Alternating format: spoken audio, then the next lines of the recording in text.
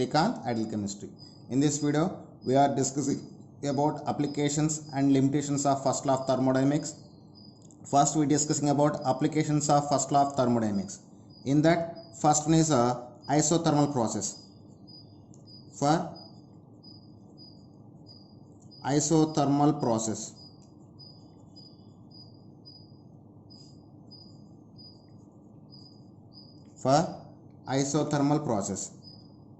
so for isothermal process, change in temperature is equal to 0. So when temperature is constant, there is no change in internal energy. So for isothermal process, delta T is equal to 0, then delta E also is equal to 0. Actually, the first law of thermodynamics, delta E is equal to Q plus W. That implies 0 is equal to Q plus W. That implies here two ways can be possible. Q is equal minus W, or Q is equal minus Q is equal to plus W. So here two cases can be possible. So we will check each and every one. So first I just take the case 1. Case 1. So in case 1 I just take the Q is equal to minus W. So Q is equal minus W. So here heat absorbed by the system. So Q shows the positive value. If Q is positive value, heat absorbed by the system, and W shows the minus value. I mean work done by the system. So here heat absorbed by the system is equal to work done by the system. In case 2, so in case 2 I just take the W is equal to minus Q. Here heat released by the system is equal to work done on the system. W shows the positive value, so work done on the system is equal to heat released by the system. Okay, next case. So next thermal process is a cyclic process. So for cyclic process,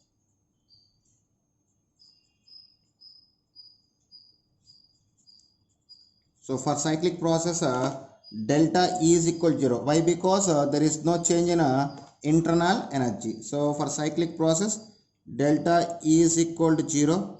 Then 0 is equal to Q plus W. So here also we got two cases. Q is equal to minus W, or W is equal to minus Q. So case 1.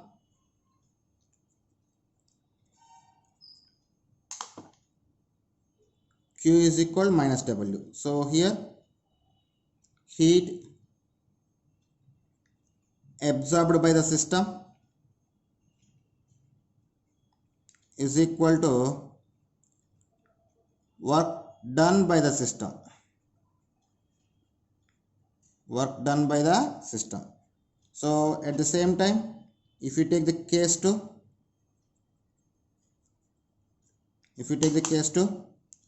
W is equal to minus Q. I mean work done on the system is equal to heat released by the system. Heat released by the system.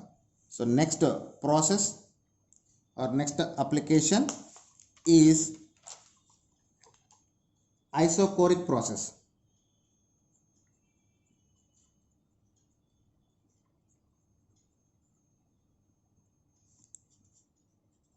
Isochoric process. So for isochoric process, isochoric process means the process which can be done at constant volume. So here delta V is equal to 0 can be possible. and you know very well work is equal minus PEX, external pressure into delta V. So when delta V is equal to 0, from this we can say work done on the system or work done by the system is taken as 0, W is taken as 0. Now substitute the W value in a first law of thermodynamics, I mean in the formula of delta E is equal Q plus W. After substitution of W is equal 0, you get delta E is equal to Q. I mean the heat delta is equal to Q, and this is we can take as QE. I mean heat at a constant volume. Here QE means heat at constant volume.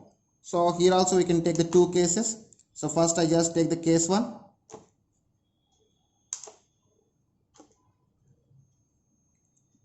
Case 1. So if you take the Q is equal to positive, if Q value is positive, I mean if heat absorbed by the system, here two ways can be possible, heat absorbed by the system or heat released by the system. Suppose if heat is absorbed by the system, then internal energy also increases. So when heat absorbed by the system, the internal energy also increases due to increasing of temperature.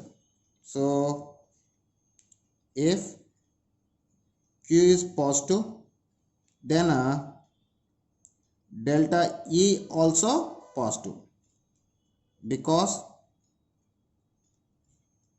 increasing of temperature, internal energy also increases, then Q also increases. So due to increasing of temperature, the heat absorbed by the system also increases, and so resulting internal energy also increases. So this is the case 1. Then we will see the case 2. If Q is negative, I mean heat released by the system. So when heat is released by the system, the internal energy also decreases and temperature also decreases. So here delta, here Q is equal to negative means then delta E also negative. So here heat released by the system, then temperature decreases and internal energy also decreases. So here heat released by the system,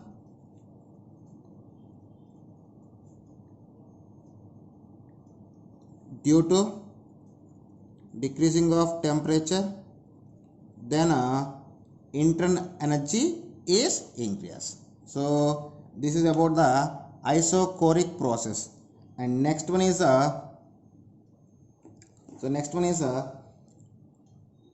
adiabatic process.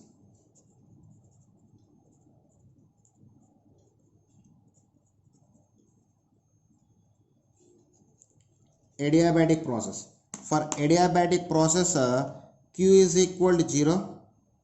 From this, delta E is equal to W. Here also two cases can be possible, work done on the system or work done by the system. So we will discuss one by one. First I just take the case 1. So in the case 1, I just take the W is positive, I mean work done on the system. So if W is positive, then delta E also positive. Why? Because here work done on the system,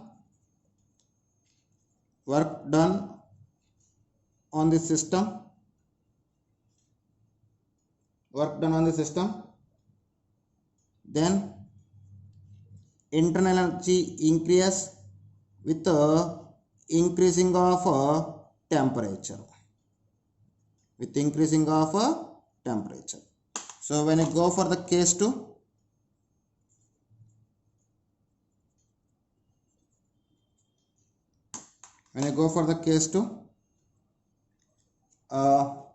if W is negative, then delta E also negative. Why? Because here work done by the system,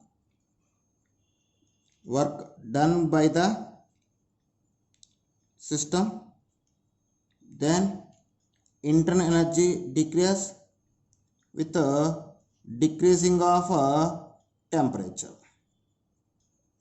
So this is about adiabatic process. Okay, and next we go for the isochoric process.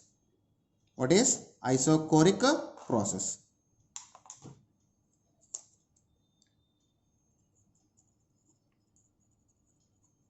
Isochoric process. So for isochoric process, delta P is taken as 0. I mean pressure is constant or change in pressure is equal to 0.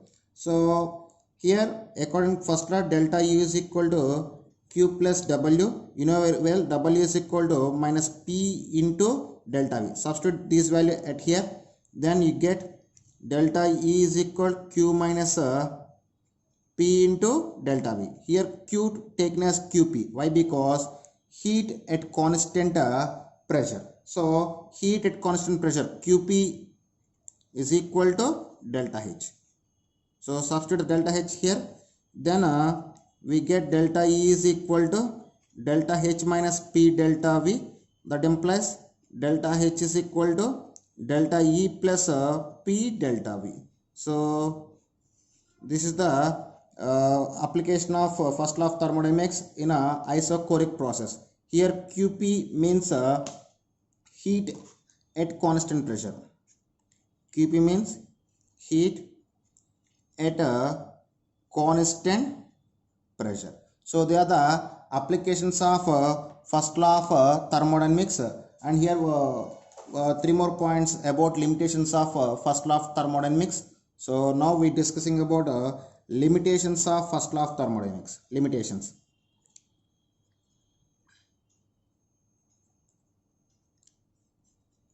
So here we have only two limitations. The first law of thermodynamics failed to explain the why heat cannot be completely converted into the work. At the same time, it failed to explain the spontaneity of the process. If you see the limitations or failures of first law of thermodynamics, it failed to explain why heat cannot be completely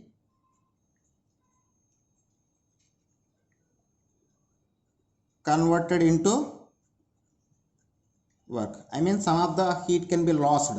Okay. At the same time, it failed to explain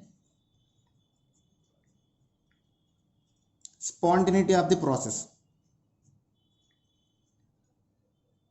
Spontaneity of the process. So these are the applications or limitations or failures of the first law of thermodynamics. Okay students, in the next video we will discussing about some numericals based on first law of thermodynamics. That's all. Okay students, if you like my concept, please subscribe to my channel. Please like and share my videos. Thank you.